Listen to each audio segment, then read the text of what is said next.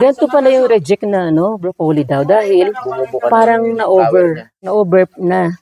Bumubuka na yung flowers niya. Pero karaniwan, ganyan pa nabibili. Oh, oh, Ayan, oh. para lutuan ko yung mga walang anuman doon sa lokal. Mm. Ano ba yan? 100 pesos pa yan. Ayan, oh. Ay ba yan? Ayun, namin nang ikupag na blue. Ito, 5 kilos yan. Ah, good. Ito ba, tatalian na lang natin? Yes, ma'am. Sabi nito yung... Yan, oy. Ayan, oh. Ganyan mga broccoli, oh. Or ano na lang, sisters, lipat ko na lang dito.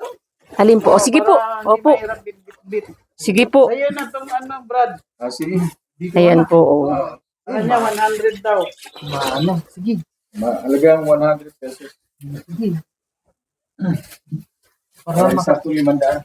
para makatikim din kayo ng fresh na ano. Tsaka yung nakikita po namin broccoli, yung may dahon na nakabalot, eh. Wala yan. Ay, alam, Diba? Lahat ng binili mo. Tapos bibili mo kaspat dahon, binibili mo. Paul yun? O, eh bakit ganun? Ba't yung mga iba binibenta ganun, ano? Yung may ganyan.